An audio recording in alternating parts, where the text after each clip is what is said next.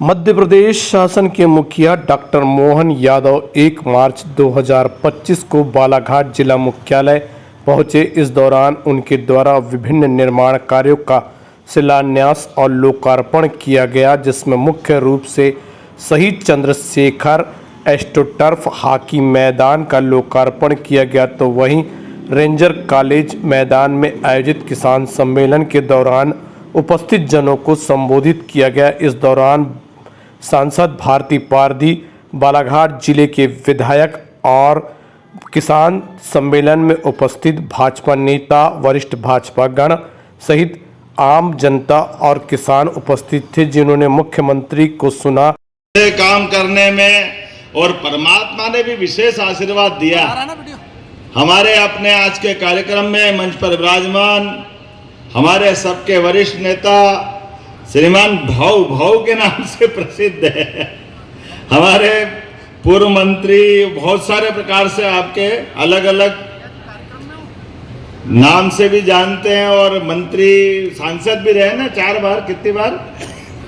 2 बार, और विधायक 7 बार, 7 और 2 9, और 1 बार क्या थे? आयोग के भी अध्यक्ष। 10 बार। जोरदार अभिनंदन करो। ये हमारे अपने ऐसे यहाँ के मजबूत नेता भी हैं, और इस अवसर पर हमारी अपनी सांसद श्रीमती भारती जी का भी जोरदार अभिनंदन करें। भारती पारदी जी, वो बालाघाट जिला है, इसको हम अपने खनिज के आधार पर, अपनी भू संपदा के आधार पर सम्राट के नाते जानते हैं। मैग्नीज, तांबा, कोयला, पता नहीं क्या क्या है, जितने प्रकार से परमात्मा ने अपनी इस प्रकृति में प्यार लुटाया, सारी की सारी चीजें अगर किसी स्थान पे मिली है, और उतने अच्छे लोग भोले भाले आनंद के साथ अपनी धुन में लगे हुए, और चिन्नौर का चावल, कौन सा चावल? क्या चिन्नौर के चावल की खुशबू और क्या आनंद है। देखना, मेरे को देना, मैं ले जाऊंगा जरूर साथ में। मैं चावल कम खाता हूं, हम जरा गेहूं वाले क्षेत्र के हैं, लेकिन चिन्नौर का चावल हो तो गेहूं भूल जाते, इतना मजा आता है आनंद के साथ। अरे आपको भी मजा आना चाहिए, ताली वाली तो बजा, आपका ही माल है, हमारा थोड़ी है। आज यहाँ किसान सम्मेलन भी है, हमारे कई प्रकार के विकास के कामों का लोकार्पण, भूमि पूजन भी है, खिलाड़ियों का एस्ट्रो टर्फ का।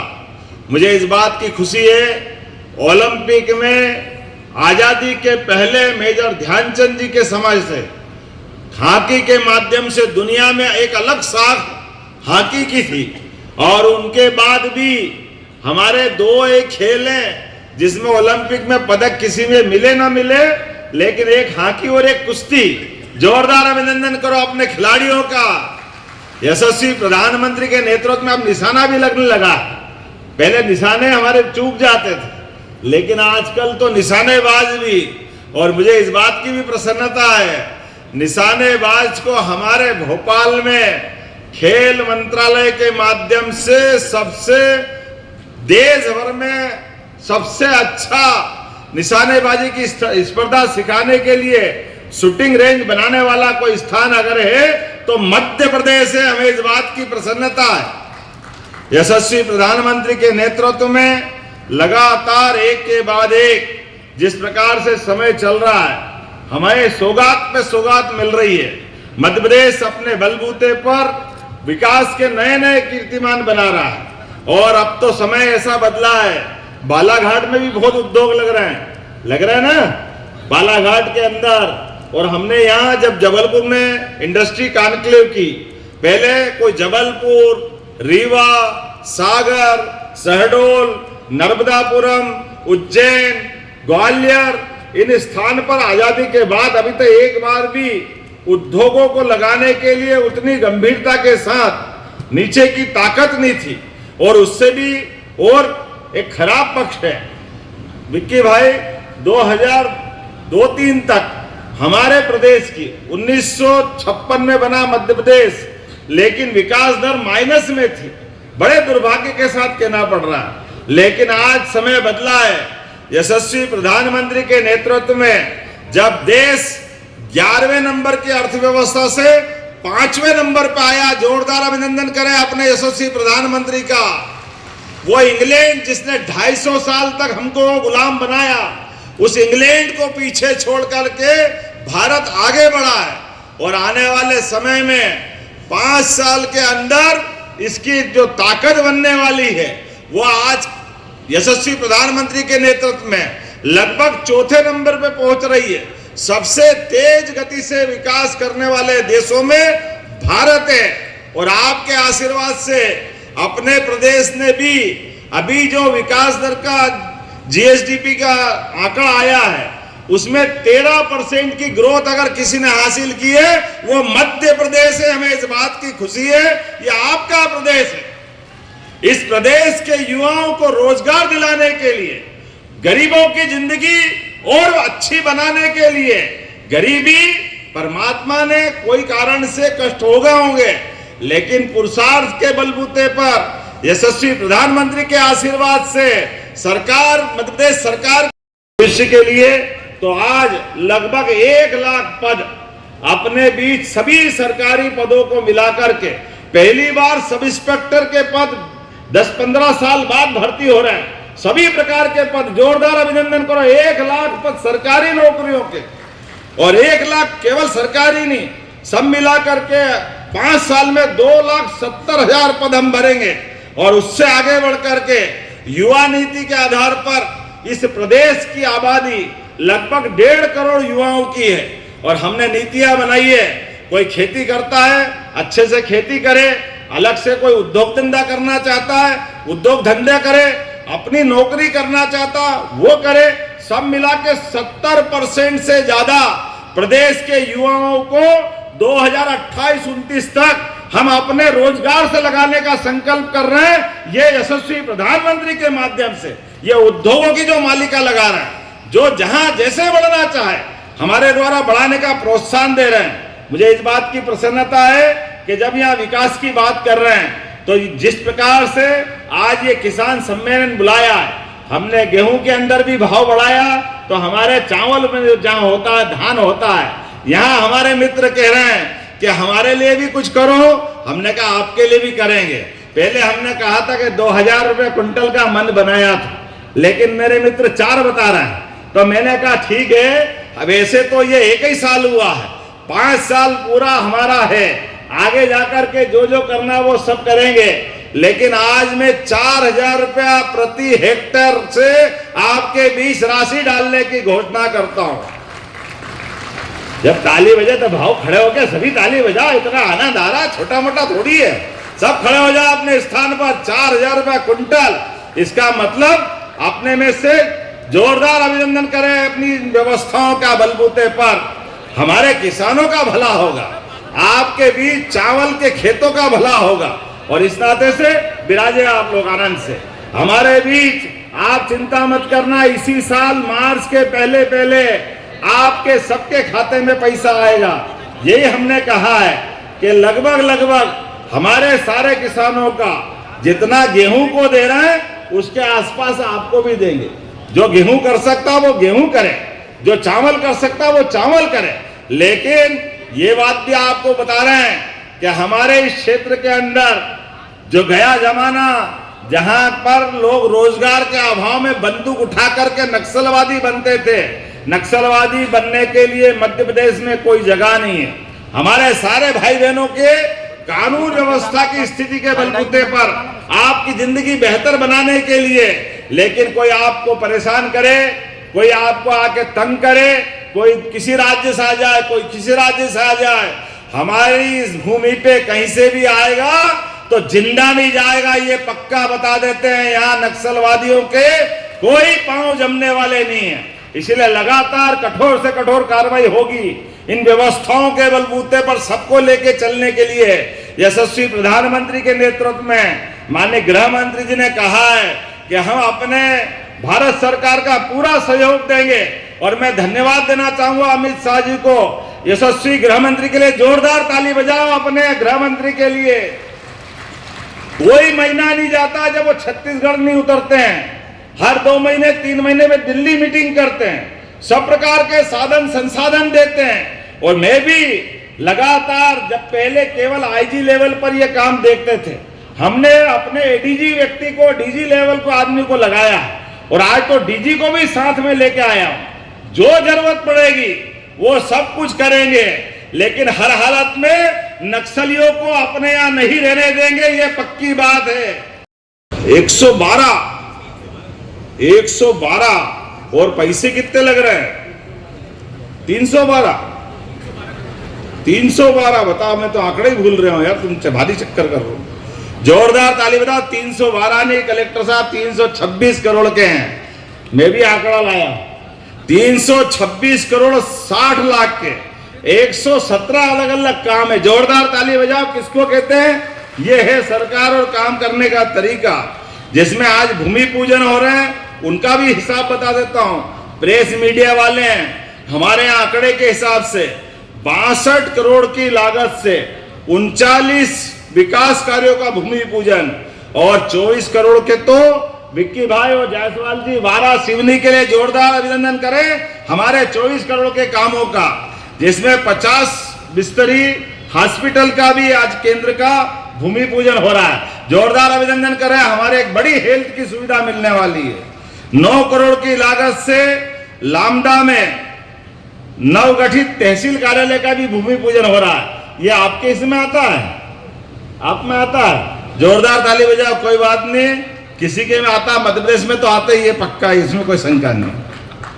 8 करोड़ की लागत से खरपड़िया सिवनहेटी कटंगी मार्ग का गौरव, मजे आपके। जोरदार ताली बजाओ और हमारा पत्थर यहां से वहां जाके लगाना। 3 करोड़ की लागत से स्कूल कार्यों के विभिन्न प्रकार के सर्व शिक्षा अभियान के सभी विकास कार्यों को भूमि पूजन हो रहा है। 2 करोड़ की लागत से कटंगझरी, लमता, डोरिया, बेलगांव के प्राथमिक स्कूलों का हमारे बच्चे पढ़ेंगे, पास में स्कूल मिलेगा। तो ये स्कूल बनना चाहिए कि नहीं बनना चाहिए? बनना चाहिए। तो जरा दोनों हाथ की ताली खोल के बजाओ अपने बच्चों के भविष्य के लिए। आज जिनका लोकार्पण हो रहा है वो 264 करोड़ के 68 काम हैं, जिसमें 145 करोड़ की लागत से बालाघाट, बिरसा, वारासिवनी, मलाजखंड, लाल बर्रा, इसमें सीएम राइज स्कूल है। जोरदार अभिनंदन करो अपने बच्चों के लिए। और सीएम राइज स्कूल में भी क्या क्या है, सभी प्रकार की व्यवस्था जुटा करके एक स्कूल में केवल क्लास नहीं, खेलने की जगह भी चाहिए, लाइब्रेरी भी चाहिए, उनकी पेंटिंग, ड्राइंग, अलग अलग प्रकार के विकास के जितने आयाम हो सकते हैं, एक एक स्कूल में 40 करोड़ से लेकर 60 करोड़ लगाए। सीएम राइज स्कूल क्या बने, वाकई अद्भुत बने। एक बार जोरदार अभिनंदन करो अपने नए स्कूलों का भी। 55 करोड़ की लागत से बालाघाट के बेहर, पसरवाड़ा, खेरलांजी के विभिन्न स्कूलों का उन्नयन और छात्रावासों का निर्माण। जोरदार अभिनंदन करें इस नाते से भी। आज 10 करोड़ की लागत से विभिन्न मार्गों के पुल पुलिया, अब नाम बताऊंगा तो टाइम लग जाएगा, मुझे जल्दी जाना है, इसलिए आप मान के चलो। जोरदार अभिनंदन 10 करोड़ की लागत से पुल पुलिया का। और 9 करोड़ की लागत से फिर वारासिवनी। गजब हो गया भाई। लो जोरदार ताली बजा भाई।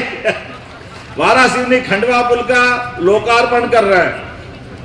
अमर शहीद चंद्रशेखर आजाद के नाम पर हॉकी का एस्ट्रो टर्फ, जो 7 करोड़ 26 लाख की लागत से हमारे खिलाड़ी आगे बढ़े।